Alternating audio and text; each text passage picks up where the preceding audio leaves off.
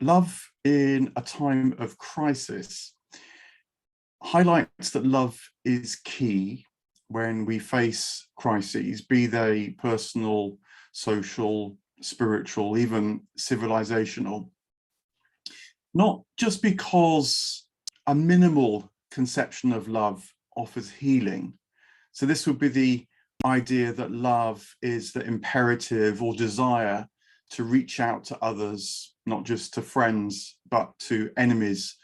And so kindle the hope that where there's been misunderstanding, there can be found mutual understanding. Where there's been animosity, can grow a new neighborliness, good though that is. But I think love is particularly interesting and vital in a time of crisis, because when you ask what the nature of love is, it shows itself to love crises, in the sense that love grows and flourishes through crises. And so in a time of crisis, it offers not so much a return to some sort of normalcy before the perceived crisis, personal or social, broke out, but a way of going through the crisis to grow because of the crisis, to know an expanded as well as renewed sense of life and possibility on the other side of the crisis. So a full embrace of love, which is what I hope to unpack over the next hour or so, offers the possibility not just of finding a way through our times, be they personal, be they thought of more in social terms, but also the transformation through our times. So it has this double compounded promise, and it's why love is not just a nice to have in a time of crisis, but arguably is the one necessary thing in a time of crisis. But in order that love can offer its full potential in this double aspect way, we need, I think, maps of understanding. Crises need maps. And I say maps because the terrain of life is often confusing, even more so in times of crises. But terrains can be navigated when we have not just one or two, but maybe several kinds of maps that enable us not so much to see the full destination, but at least to be able to take the next step. And luckily, the study of love, lives of love over a long period of time in human history have built and assembled several maps which we can draw on. And so in order that love can be of use to us in this time of crisis, guiding us, we can turn to some of these maps. And that is going to be the substance of my talk this evening.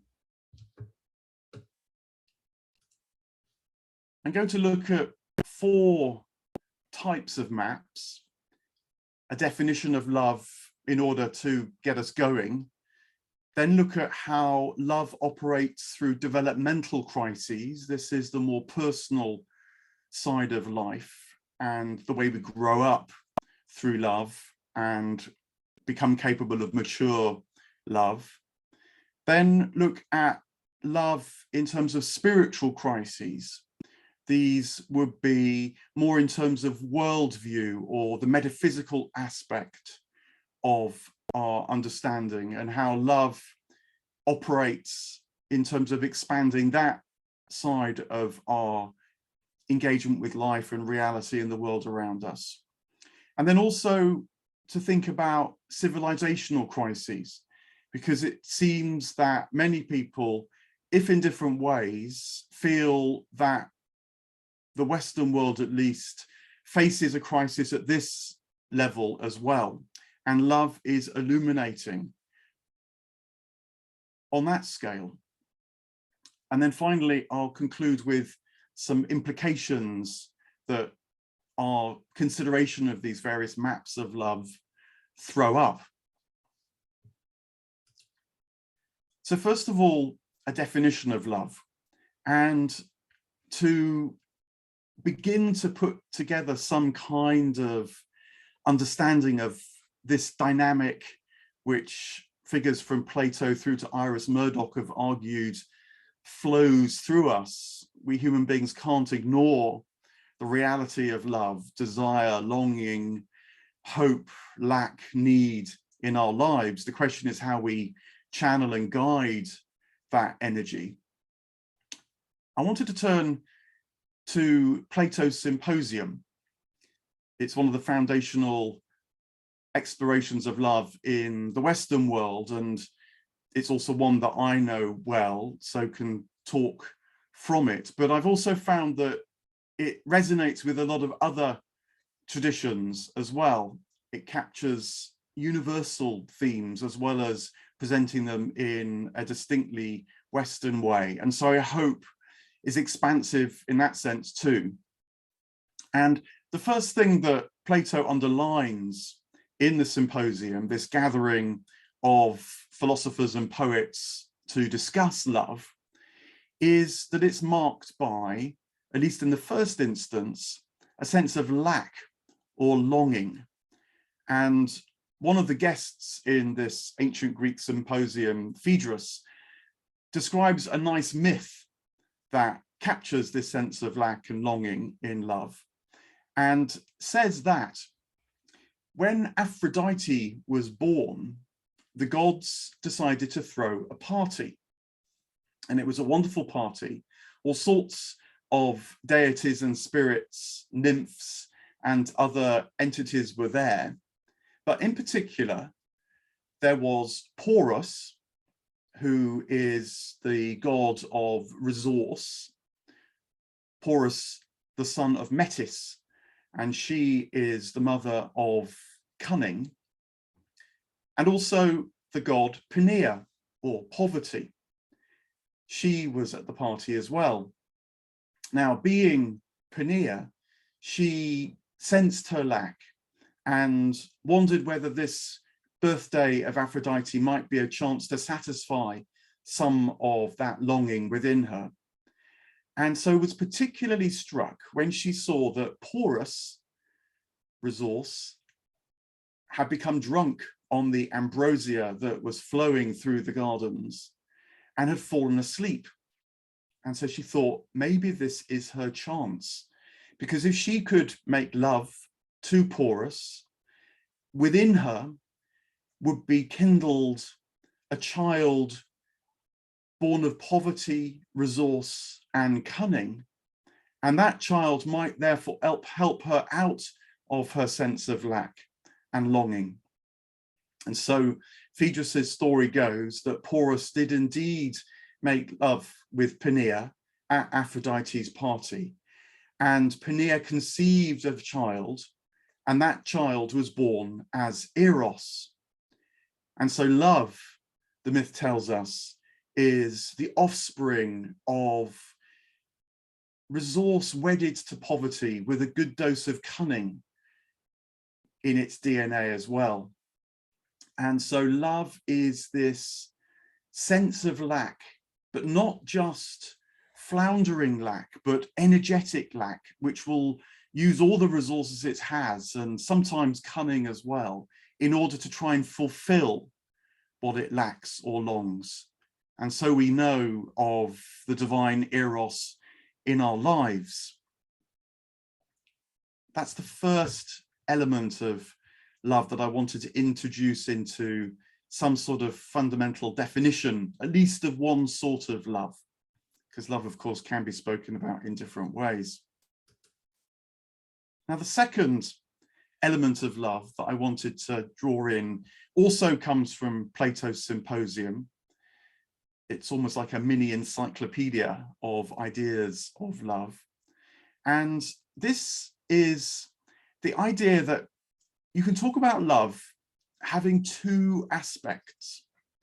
And another of the guests at the symposium talks of Aphrodite Urania and Aphrodite Pandemos.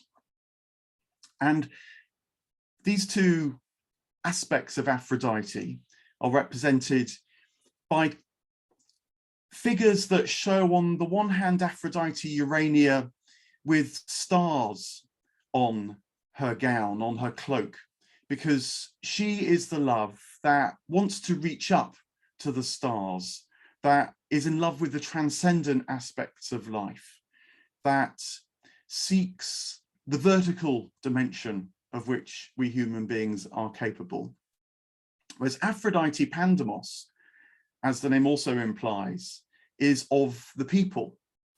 And this is more interested in satisfying the immediate needs, maybe of safety and security, but also of desire and longing in a more sexual sense. And so can be thought of as the horizontal aspects of love. And I think Plato was interested in these two versions of the Aphrodite deity, Aphrodite Urania, or heavenly love, and Aphrodite Pandemos, or earthly love, because he realized that love is often quite confusing, and we need to be able to feel into the love that we're experiencing in any moment and work out whether it's more horizontal or more vertical. You might say more immanent and seeking satisfaction of our direct needs, which do need satisfying, or whether it's reaching also towards our more expansive needs, the needs which in a way are beyond our own sense of being and reach into all being. And these two aspects of Aphrodite are worth bearing in mind and feeling into when they're operative within you, Plato advised, because actually human beings are, as sometimes said, between the beasts and the angels. We are not just like other creatures, it seems, that love to satisfy our essential needs, but also are like the angels in that we want to reach out to connect with aspects of life that are beyond our immediate sense of things, and so have this reaching to the stars as well. So to love's lack or longing adds the need to discern the horizontal and vertical aspects of human love. And then a third notion of love that is powerfully present in Plato's Symposium. And this is the one offered by Diotima, the wise priestess who Socrates said taught him all he knows about the arts of loving.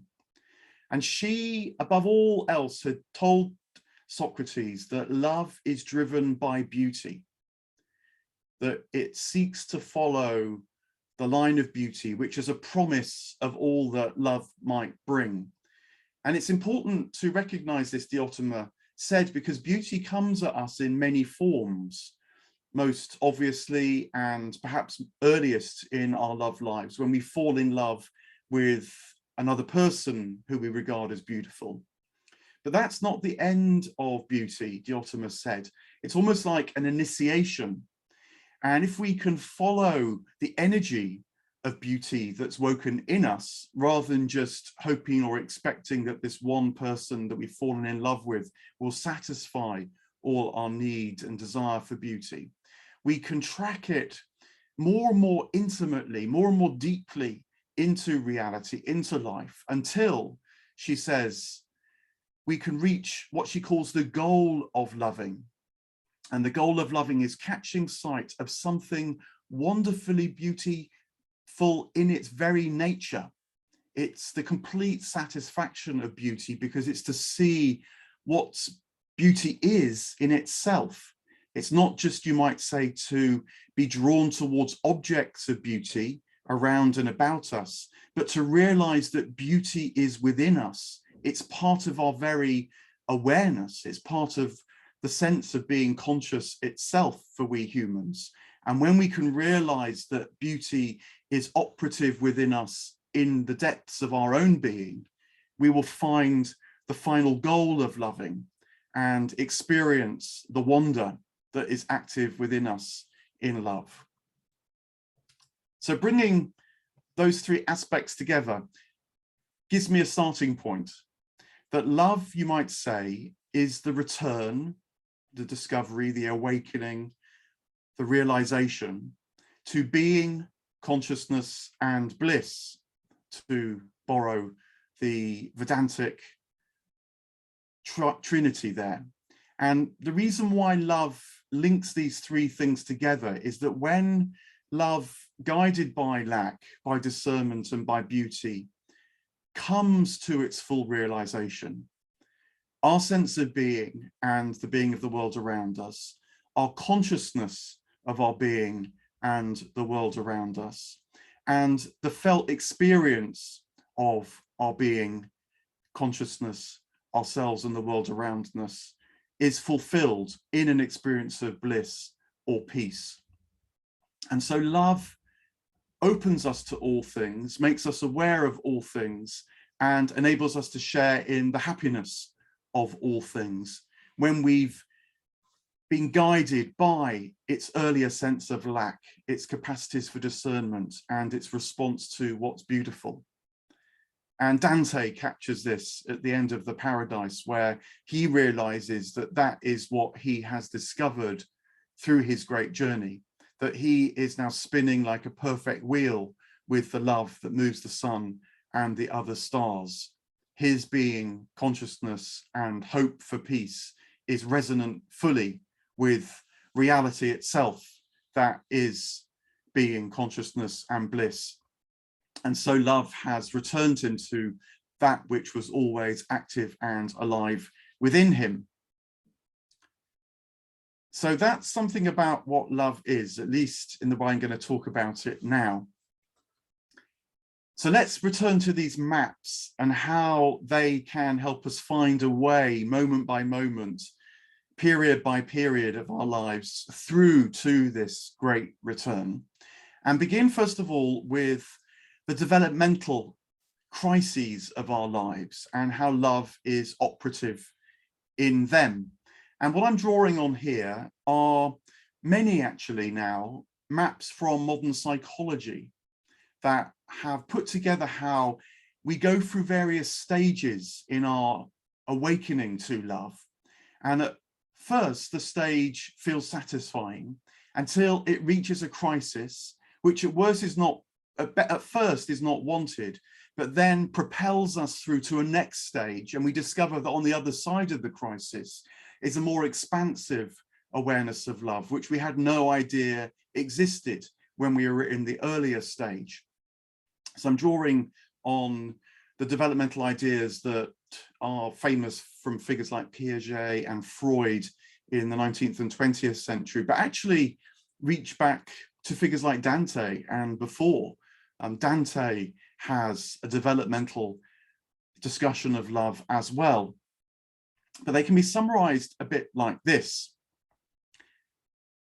When we're born, we are born not wholly consciously, but are born into what you might call a one-dimensional awareness of love. And this is the kind of love which, as a parent looking after the newborn baby, is experienced as the whole world having to revolve around the baby. And so the mother who's given birth has to stop everything else in her life in order to look after the child. She'll have other figures around her who are devoted to looking after the child. The home, the nursery, will be ordered to look after the child. And anything that belongs in the outside world will be kept on the other side of the doors of the home or the nursery in order to preserve this cocoon in which the child can take its early steps in life. And what this is like from the child's point of view, it's been propositioned as experiencing the whole universe as if it's for you. It's a narcissistic kind of love, which at first is necessary because of the child's vulnerability. and the whole world therefore has to be there for it. Not just physical vulnerability, the need to be fed and protected, but emotional vulnerability as well. And so the need to be cared for, to discover who it is in its carer's eyes. And because this is not metaconscious, the child isn't able to think for itself, it doesn't yet have a full mind. This early one-dimensional kind of love is also known most fully in the body. It's a felt sense that the universe is safe, that the cosmos is for you, that love will deliver what you need. And the developmental psychologists of modern times have said that the child needs this sense of narcissistic care in order that it can develop the felt sense that life can be trusted within it. But it's also not sustainable because the child must grow up. There are other people in the world, its carers have lives of their own, and the rest of the world must at some point start to make an impression. And so it leads to the first great crisis of our lives, when others start to appear in the experience of the child. And very often this is not at all wanted. The child may refuse to be comforted.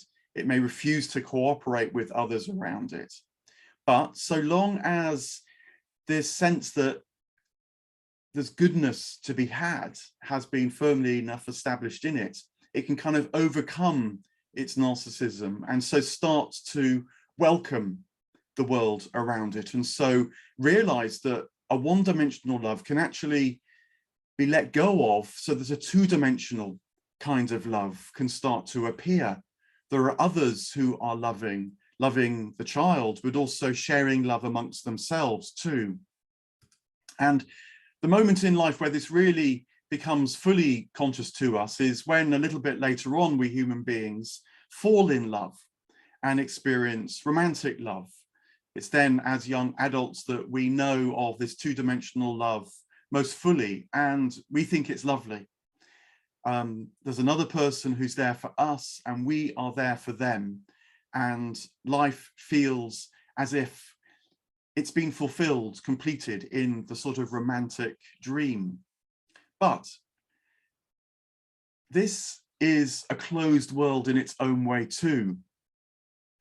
Lovers gaze into each other's eyes. They live underneath the umbrella of their love. They live in a world of two, but as you may have experienced if you happen to be sitting alongside young lovers on a train or on a bus, there's something quite aggressive about the way that they might ignore the rest of the world in their bubble of love. And so this two-dimensional love is not sustainable either. And it reaches its own crisis where perhaps there's the realization that this other person can't actually deliver all you need, or the world starts to impinge upon the lovers, or indeed they start to feel that their love might want to overflow and be born in a wider form of love, a three-dimensional kind of love, you might say.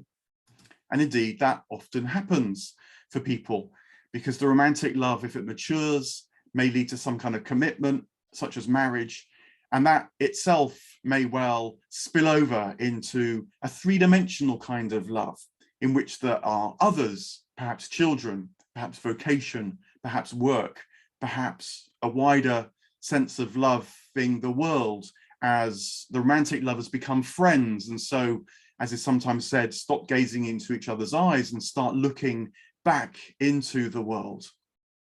And it's a lovely thing, a three-dimensional kind of love that was inconceivable to the young child, even not wanted by the romantic lovers until their love matured and they realized that there's a wider world around them again, that their newfound love can help them explore and love all the more. But there's a four-dimensional kind of love that might start to creep into this three-dimensional awareness, because there might be the sense at this stage that love was there all along. Two transitions have already been made through crises. the awakening from one-dimensional love to two, and then the awakening from two-dimensional love to three. And when this starts to repeat itself, love itself might say, maybe there's more to be discovered. Maybe there's another crisis to be born that by now might even be welcomed, in order that a fuller experience of love again could be revealed. And this is what figures like Dante have argued, that love can actually lead to a four-dimensional experience, which is the realization that love underwrites reality itself, that the expansion of reality before our eyes, if we can bear these crises, because we have to let go of an earlier kind of love to be born into a wider kind of love, will reveal itself to us. And it is a crisis, it is a kind of suffering, because that which has been known has to be let go of, that which has been loved has to be loosened from the possessive grip that grabbed it when it first appeared. And so figures like Dante have written about how these crises can be born, understood, discerned, the lack can be tolerated, the line of beauty can be followed through the crisis, in order that the return to the love that was there all along might be known. And that is the fourth step in the developmental story, of which by now as adults, the children can wake up to. If they're religiously minded, they will call that love God.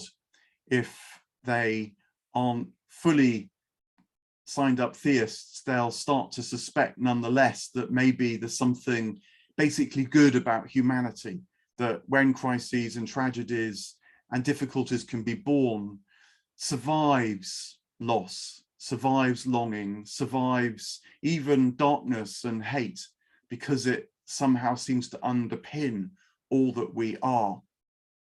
It's why Dante, for one, called his story a comedy, not because it doesn't have tragedy, quite the opposite, it's full of tragedy. But through those tragedies, love can realize that delight, being, consciousness and bliss can be known if the tragedies can be embraced and seen through, as opposed to turned away from and refused. That's part of this deeper gain that love brings to us in a time of crisis.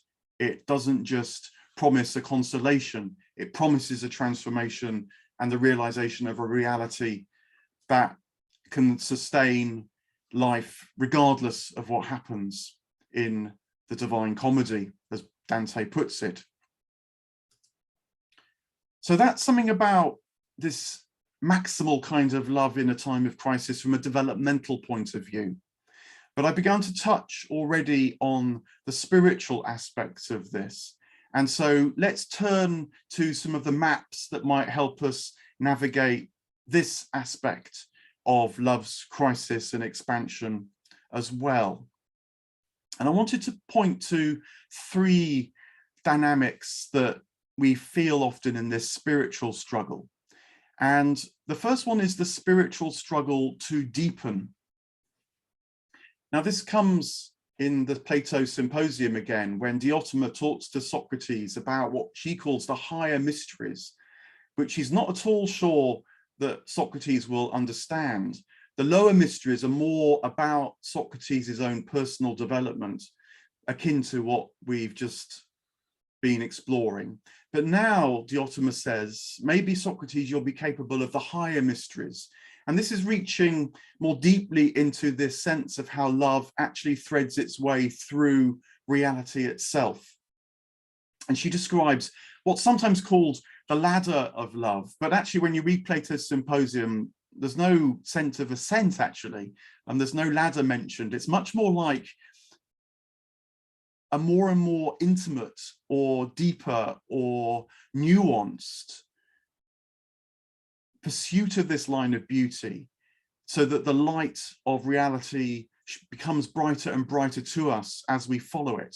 This is the spiritual struggle to deepen our awareness of love.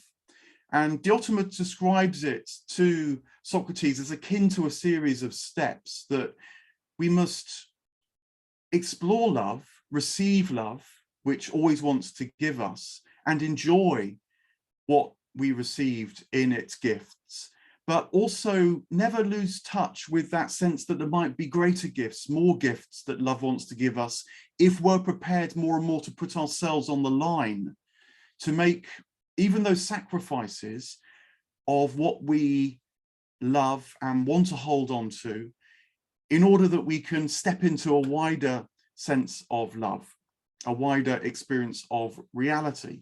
It's why the tragic is more deeply known to be part of love. It's why even death and sacrifice is part of this exploration of love.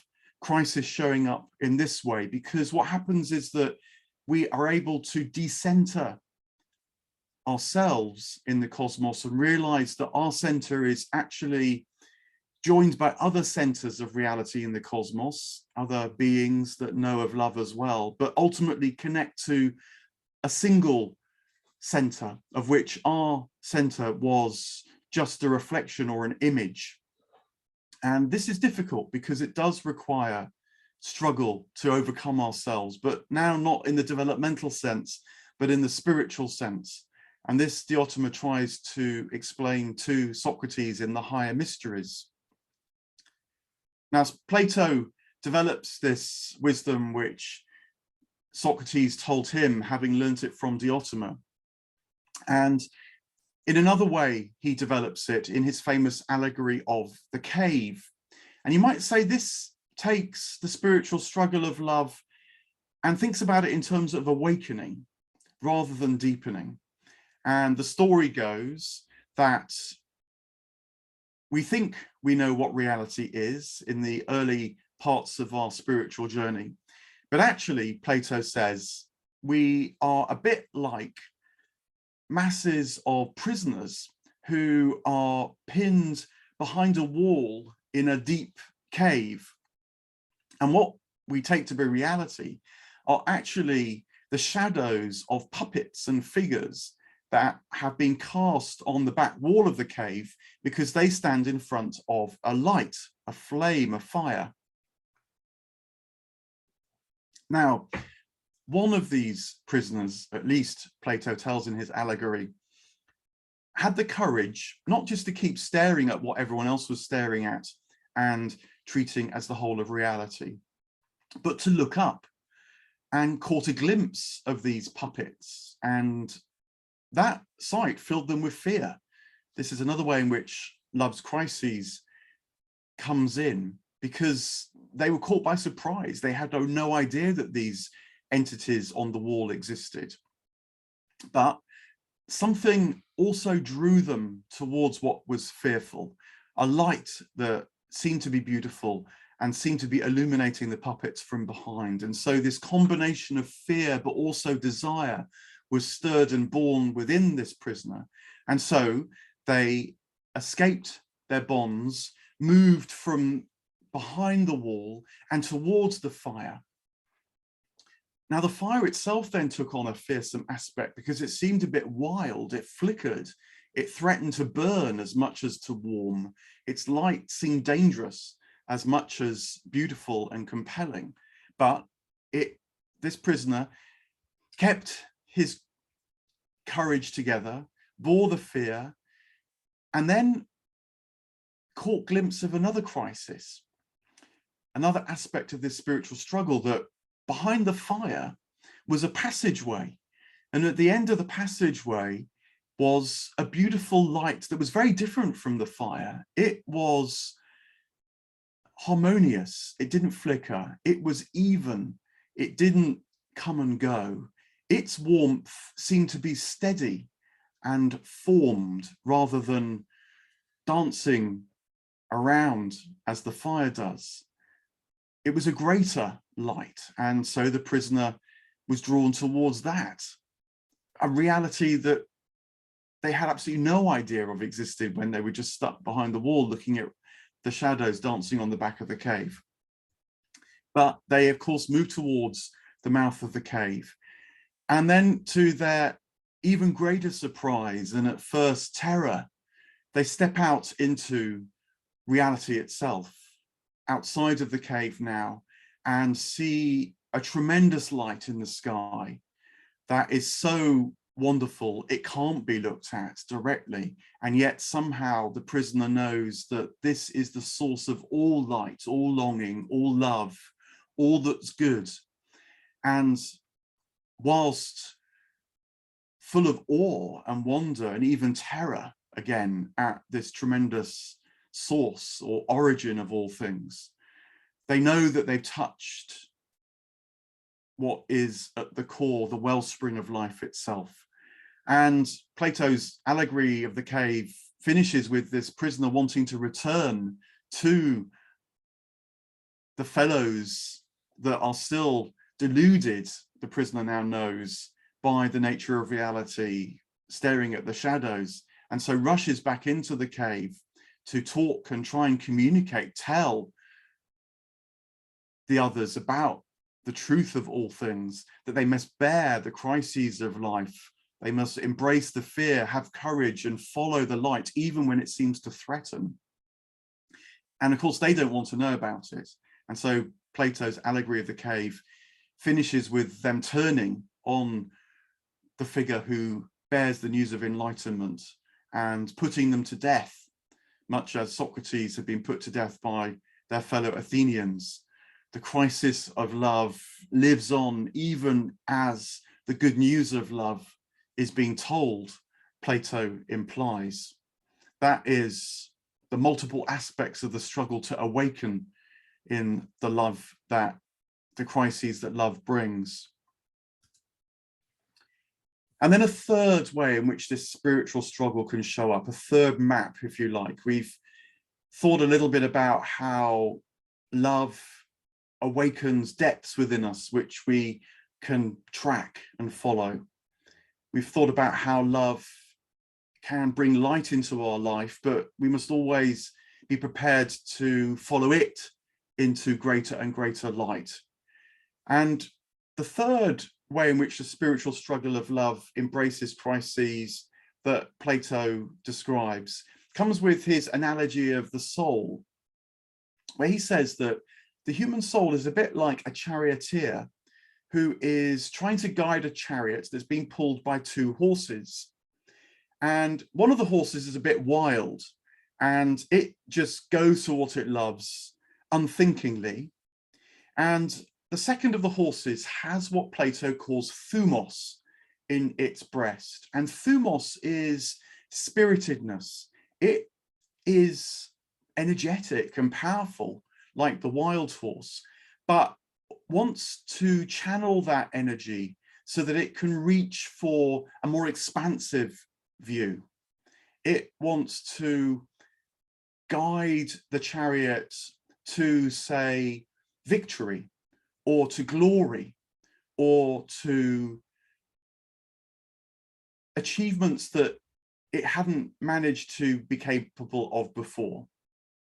And this thumos must be itself guided by the charioteer, who can discern this desire for achievement or glory or victory, and so bring the whole of the soul to not just its own glory or achievement, but the charioteer knows to the glory that is shared by the heavens themselves, to the achievements that reason can understand as not just being the private capacities of the individual soul, but the way that the soul can resonate and harmonize with the intelligence that fills the whole heavens.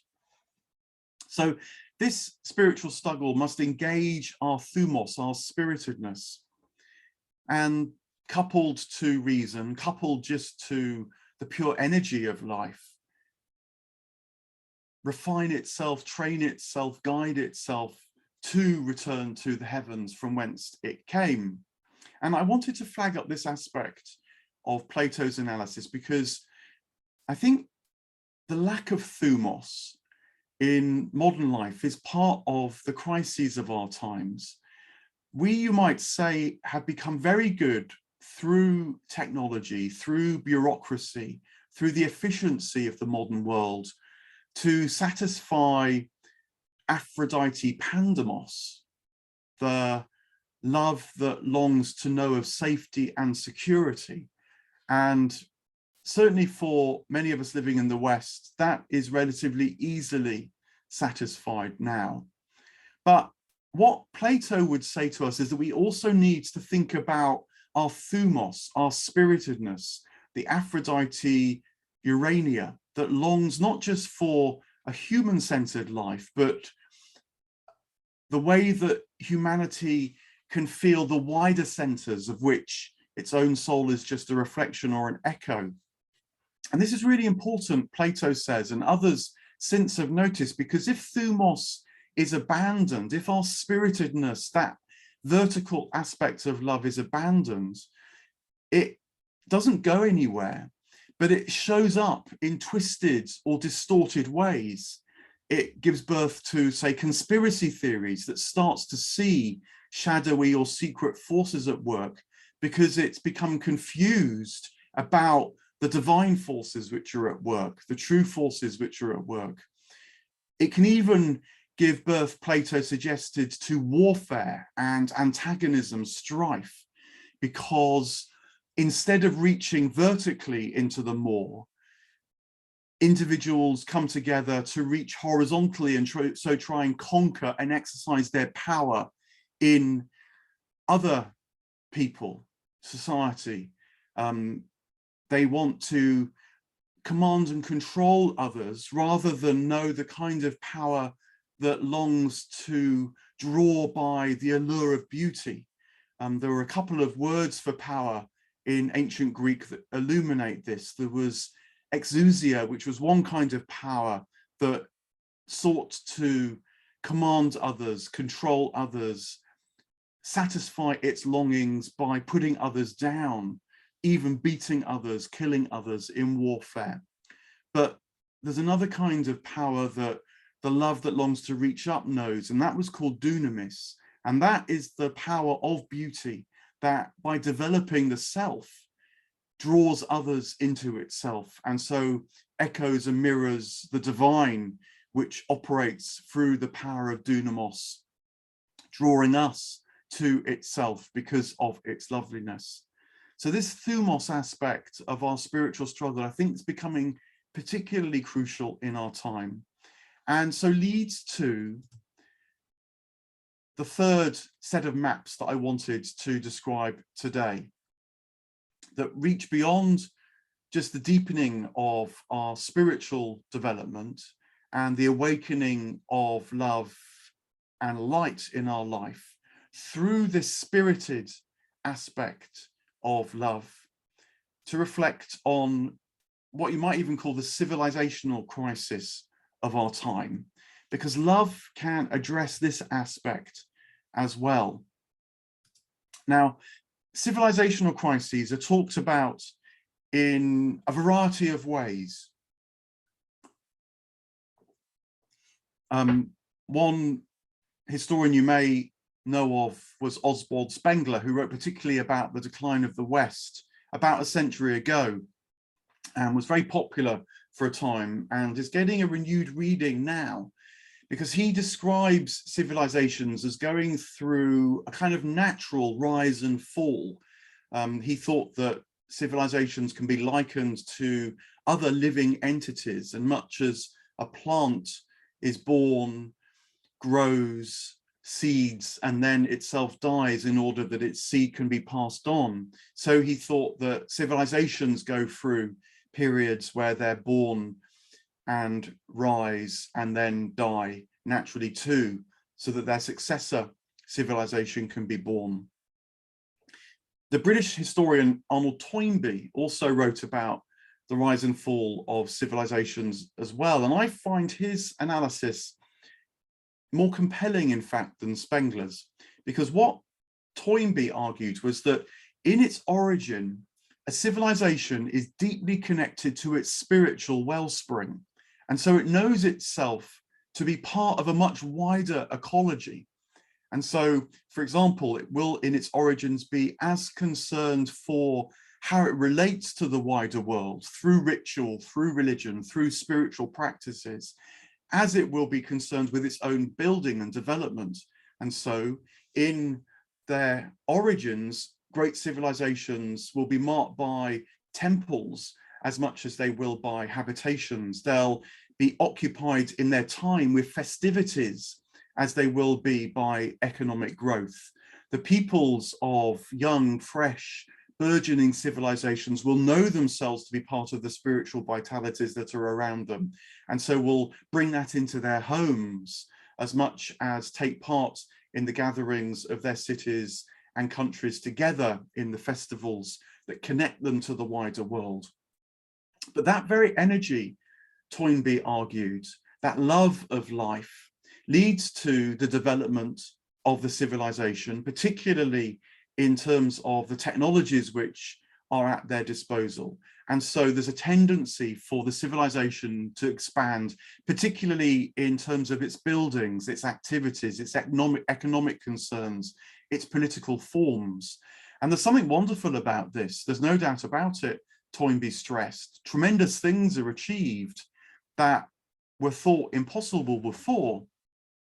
But the risk is always that in that self-expansion, there's a disconnect with the wellspring, the spiritual aspects, the love of life that seeded the civilization originally.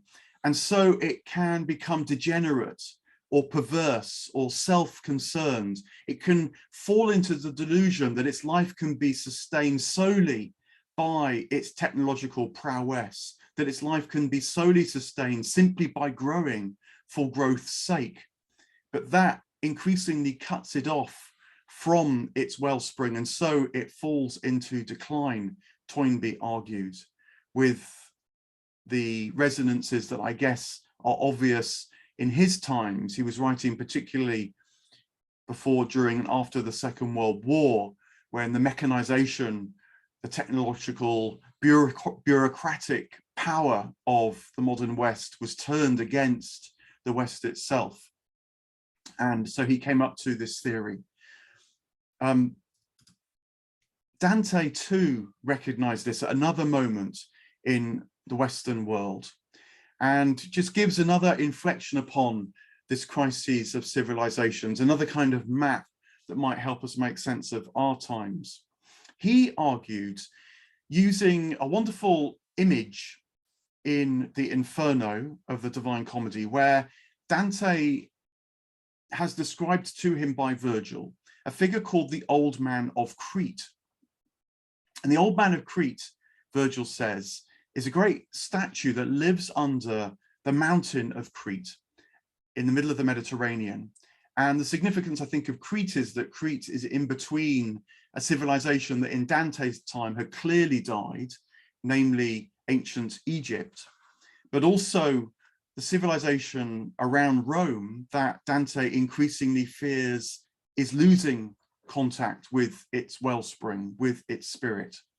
And the Old Man of Crete, Virgil explains, helps to unpack what's going wrong in Dante's time, because this figure is made in its head of gold and silver, in its chest of brass and bronze, and then its legs and feet are made of terracotta.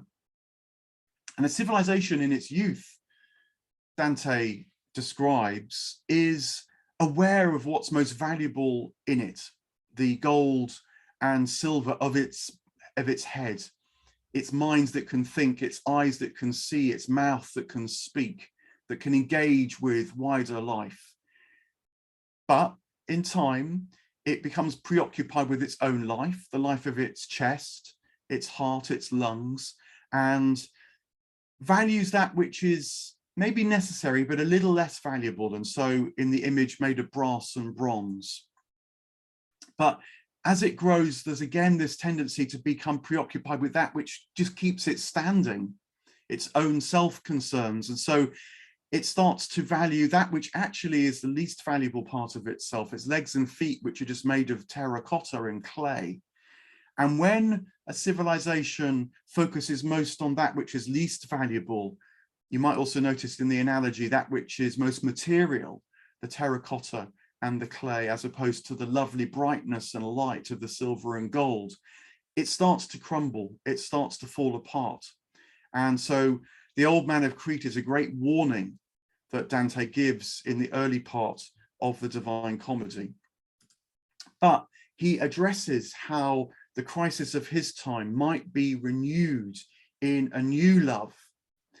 And Dante himself particularly faces this in the Paradiso, where he's told that when he returns to earth, and during the period when he actually writes the Divine Comedy, he himself will face an exile. He will face a kind of loss of civilizational love for him when he is sent from Florence and is told that if he returns, he will be burnt to death.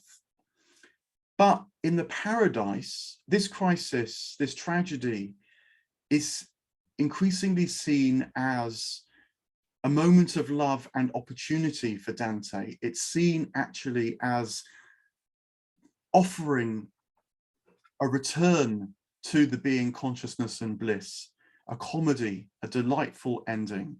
That is what paradisal sight can do to the tragedy of an individual and to a civilization. And the great tangible product of this renewed love, born of Dante's crisis, that's both his personal crisis and that of his times, is of course the Divine Comedy itself.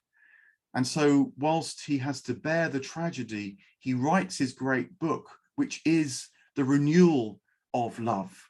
It's written for modern times, Dante says quite explicitly, for our times as well as his, showing us how the individuality of the modern period, the Renaissance period, can itself channel a new kind of awareness of love that might give birth to a renewed civilization, which it did in the Renaissance and in other figures of Dante's time. I wanted particularly to touch on the life of St. Francis, who Dante writes about having lived just a century before St. Francis. Francis is now widely recognized as having been a key figure in the birth of the Renaissance because of his love of not just the church, which he did have a love of and sought to renew, but turned also to nature, to love the creatures and beings, the world around him. His Canticle of the Sun is one of the great products of his renewed love of life, when he realized that the old traditions of the church weren't enough to help us in our spiritual and personal development anymore. And that love of nature wasn't just a delight in preaching to the birds or basking in the light of the sun and moon, but actually generated new forms of attention that in time were to give birth to a new admiration of the human individual. So figures like Giotto start to paint in ways that show individuals as we would know them, not just archetypal figures of saints and sages as had dominated iconography before, but by paying attention to the natural world gives birth to science as we know it as well, empirical methods that use the senses as well as the imagination and the love of wonder and spirit to engage with the world in a wholly new way that is part of the wellspring and seabed of modernity. Now, of course, I've already suggested that we live at a point in which what Francis and his followers gave birth to has expanded to such a point that it's at great risk of losing contact with that which was its wellspring. But it's worth invoking St. Francis at this point to remember what was the wellspring of the modern period, because to remember the spiritual that gave birth to our now is perhaps to seed the love, the desire that can seek a new wellspring, a new source or origin for our times, and so turn a tragedy through love into a comedy once more, even as we don't really know how that might come about. So I began with this definition of love, noting its lack, its capacity to discern horizontal and vertical aspects, and also the felt experience of love, which can arrive at a complete sense of peace or bliss or happiness when our sense of who we are, our awareness of who we are, connects with the being and consciousness and bliss that is the foundation of reality itself. That is what love can lead us to. We know it particularly through the developmental crises of our personal growth, from the birth as a child when the world seems wholly for us, to the realization that there are others around with whom we can share love. Then the world itself starts to show up in three-dimensional love. And finally, we have the sense that perhaps there's a love that flows through all things as well in a four-dimensional awakening. That then is connected to the spiritual crises of love that in their maximal form can deepen our awareness of reality, can awaken us to more and more of reality, and can drive a spiritedness that doesn't just want satisfaction for our immediate material needs, but longs to drive through to reality itself, the divine. And that's so crucial, I think, for our times now, because when that thumos is ignored, it always risks just reaching out for that which is most immediate, and so destroying that which is most immediate as well, either in environmental ecological crises or indeed in warfare, in material domination. That spiritedness, like love itself, doesn't go anywhere. And so we need to understand how it can power a love that doesn't just want to conquer and command, but that actually is most deeply satisfied when it realizes that it's being drawn, it's got space, and can expand into life and reality itself. And then that has this civilizational aspect as well, and how civilizations are born in a love, not just of themselves, but of the world around that they long to relate to. But then that becomes mistaken even as they grow, and so become preoccupied with their own technology, their own efficiency, their own internal ways of delivering life. But that crisis can itself lead to a renewal, as we saw particularly in the time of Francis and Dante, and arguably need now.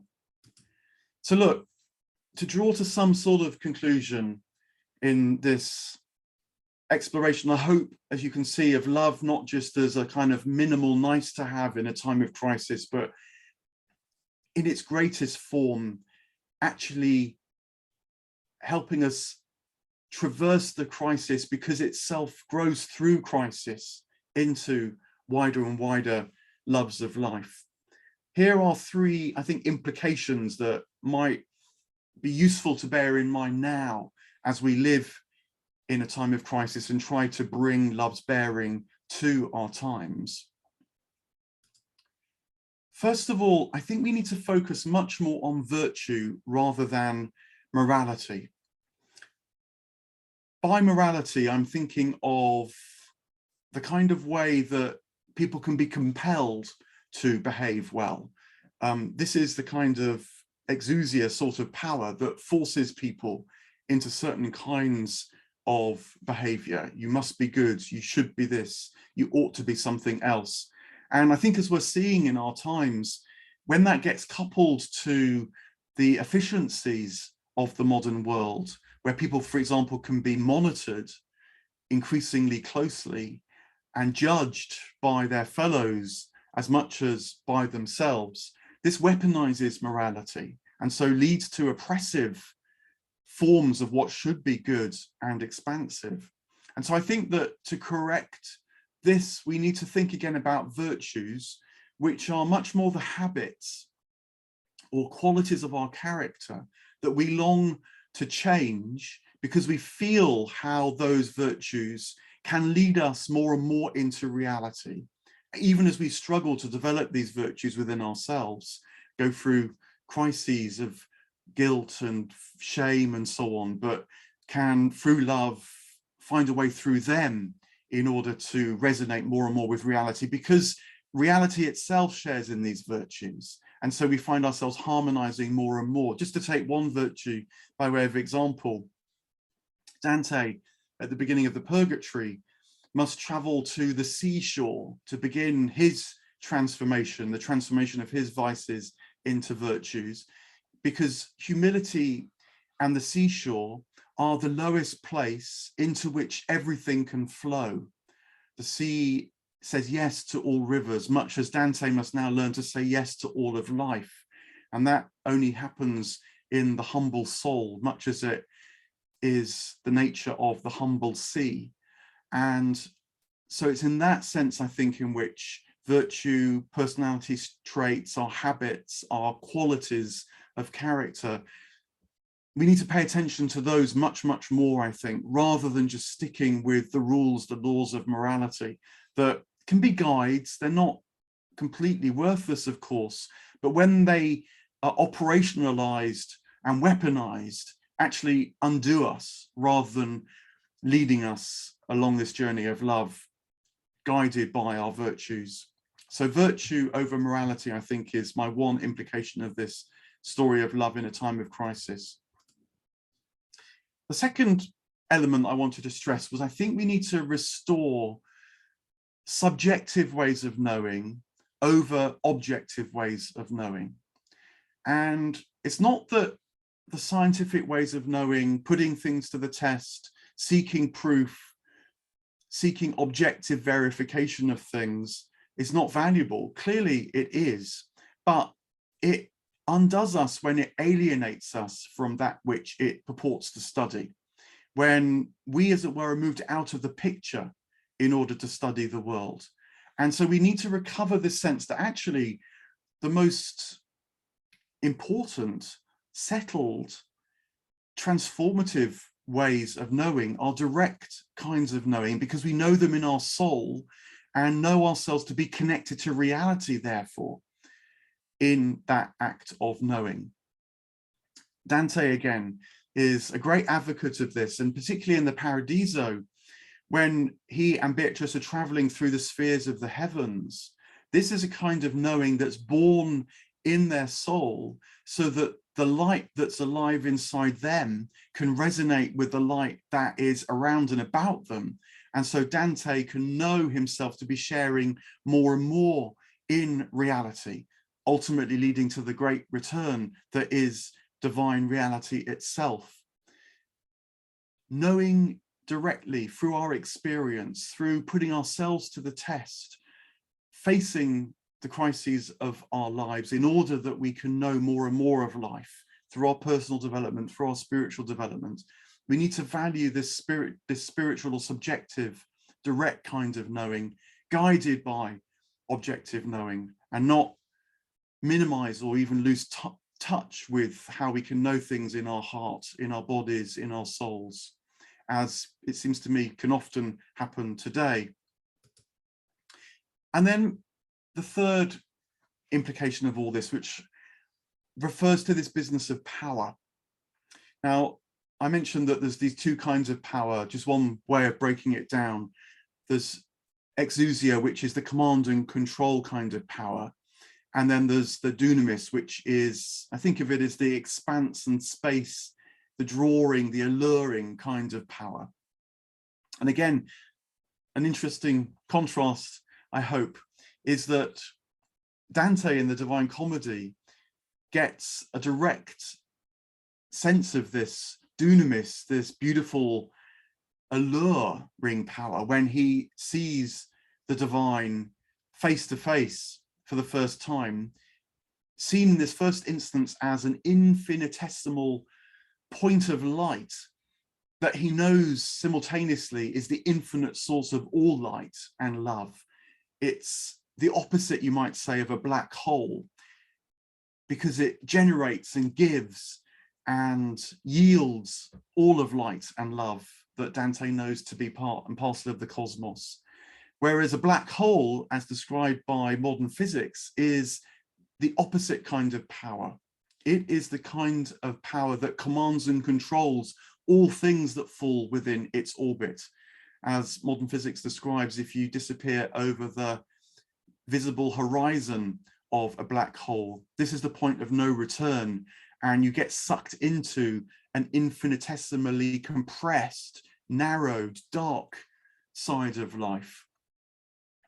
Dante, along with other great spiritual teachers, understands that love is the dunamis kind of power that draws us in, is seen in a way as an infinitesimally small source of life that we glimpse, as it were, in the corner of our mind's eyes at first. But if we can allow ourselves to be drawn more and more towards it, realize that actually it's an expansive, gift-giving source and origin of all life, and its power becomes, we long to know it more and more, because we know more and more of ourselves in its light as part and parcel of the light and life of all things.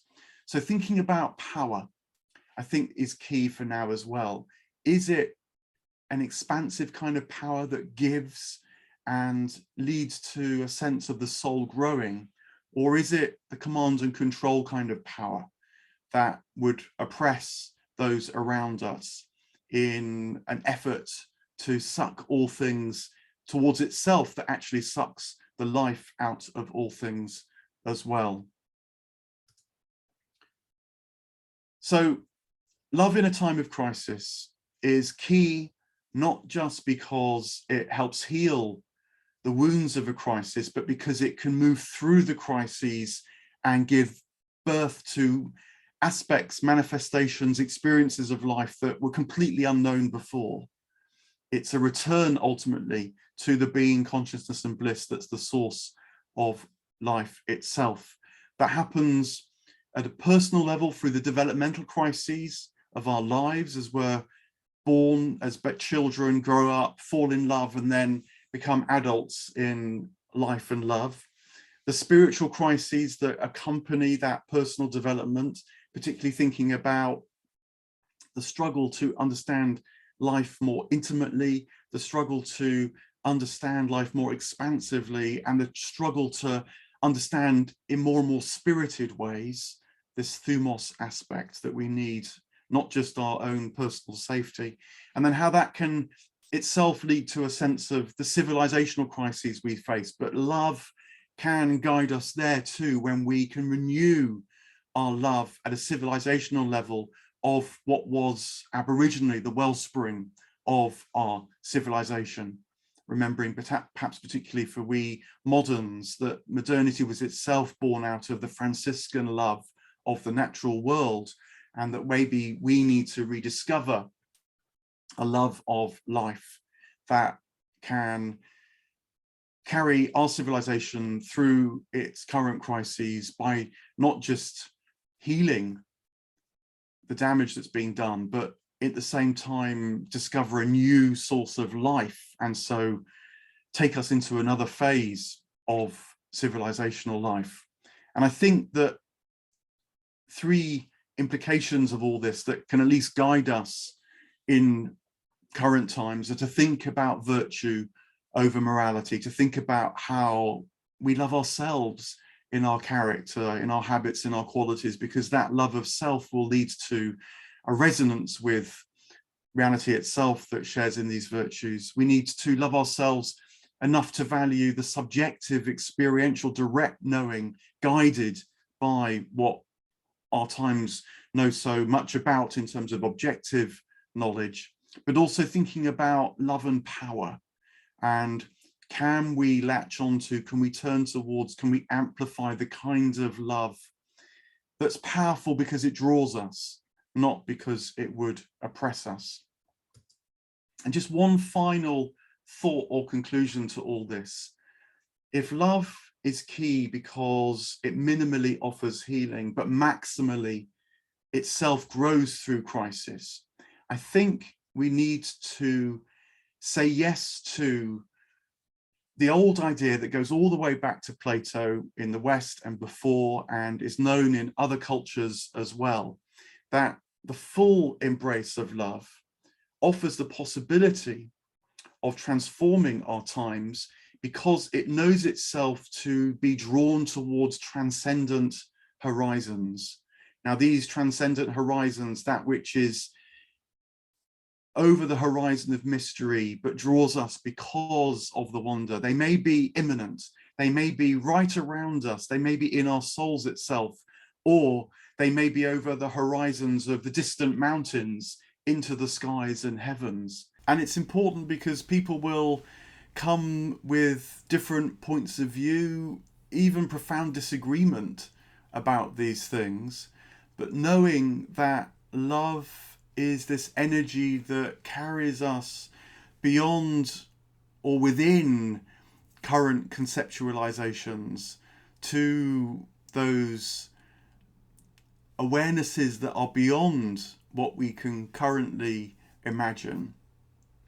That is so important because then our differences can be, well, tolerated in one way, but even embraced, because we might sense the truth in a different point of view that can awaken a truth within our own point of view that was otherwise lost. And so follow this sense of lack that's also the light of beauty towards that which we most profoundly long for, by recognizing the shared transcendent horizon. We need to affirm once more that the dynamic of love that draws us is drawing us because it comes from these transcendent sources, these sources of wonder and mystery, which our visionary capacities can become more and more alert to, guided by our discerning capacities, guided by our love of beauty, guided by our sense of lack, which we can know and trust because they won't leave us desiring, but actually in the infinity that love longs to know, promise to fill us up with more and more, even as we share in the divine life, which is not just the source, but is the more and more.